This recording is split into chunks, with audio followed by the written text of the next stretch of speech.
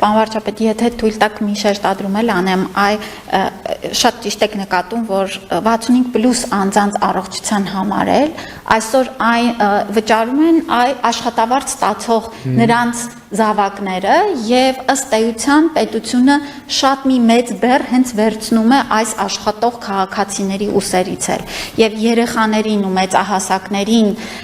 մեր բոլորի վճարած հարկերի ուղղորդմամբ այս կարևորագույն լրջագույն հարցը ըստ էության մեծամասամբ նրանց վրայից դուրս է գալիս եւ խրախուսելու առումով էլ արդեն այդ ազդակները ստանում ենք, որ այն քաղաքացիները, ում աշխատավարձը մի քիչ ավելի ցածր է 200,000 դրամից կամ ոչ ամբողջությամբ է գրանցված, ես ուզում եմ շեշտադրեմ, որ հնարավորինս արագ այս գործընթացը անցնեն եւ իրենց գործատուների հետ հստակեցնեն գրանցված աշխատավարձը, մենք դիտարկելու ենք վերջին ամսվա աշխատավարձը, դեկտեմբերի աշխատավարձը 200,000 դրամից ումը ավել լինի, նա այս համակարգ ներառվելու շանս է ունենա։ Մենք վերցնելու ենք վերջին ամսվանը եւ եթե մեկ անգամ մտավ համակարգ, պարոն վարչապետ, արդեն նա պարտավորությունը վճարելու եւ համակարգից օգտվելու պահպանելու է։ Այսինքն ինքը պետքա մտավ համակարգ, մեկ ինքը պետքա վճարի, հետո նույնիսկ իջեցումներով միևնույնն է պիտի վճարի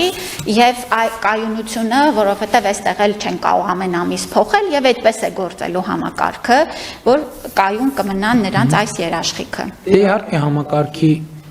եւ խնդիրները եւ էֆեկտները մենք կտեսնենք կյանքում, որովհետեւ կլինեն իհարկե խնդիրներ, բայց կլինեն նաեւ էֆեկտներ, որ մենք հիմա նույնիսկ չենք պատկերացնում։ Ես ենթադրում եմ, որ նաեւ մեր գործարար համայնքը առողջապահության ոլորտի մեր ներդրողները նաև վերջին տարիներին պատրաստվել են ըստ էության լրացուցիչ ներդրումներ են արել համակարգում եւ էլի ամփոփումից առաջ ունեք որևէ լրացուցիչ բան ասել։ Ես ուզում եմ ասել, որ միանշանակ եւ այն խնդիրներն են լինելու, որ մենք այսօր մտածում ենք, որ լինելու են այնպիսի իրավիճակներ, որ մենք հնարավորինս ճկուն փորձելու ենք ընթացքը շտկումները անելով առաջ գնալ եւ այսօր ամենազարգացած երկրների 100 տարի պատմություն ունեցող ապահովագրական երկրներն էլ անընդհատ փոփոխում են եւ ըստ ժամանակի ու կարիքների ու առաջացած խնդիրների վերաձևակերպում են, մենք էլ այս ճանապարհը պատրաստ ենք անցնելու։ Եվ ավելին ասեմ, նույնիսկ ամենաառաջատար համարվող երկրներում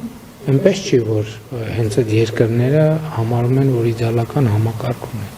Ընդհանրապես իդեալական համակարգ չի լինելու երբեք ոչ մի տեղ։ Եվ ես այս վերջերս նաև սկսել եմ մտածել, որ մենք այդ իդեալի հետևից գնալու այդ մեր մղումը մեզ խանգարում է ուղղակի։ Որովհետև մենք չենք կարող տեղ հասնենք այդպես էլ, որովհետև գնում ենք փորձում ենք գնալ մի բանի հետևից, որը ուղղակի հնարավոր չի, բայց դա լրիվ ուրիշ հայեցակարգային խնդիր է։ Եվ մենք պետքա շատ ակտիվ եւ ինտենսիվ աշխատենք, այդ թվում հիմնադրամի ձևավորման հետ կապված մեր պլանները այնպես կարգաբերենք, որ մեր խնդիրները պլանների ժամանակացույցի մեջ տեղավորվի եւ ուզում եմ նորից շնորհակալություն հայտնեմ Հայաստանի բոլոր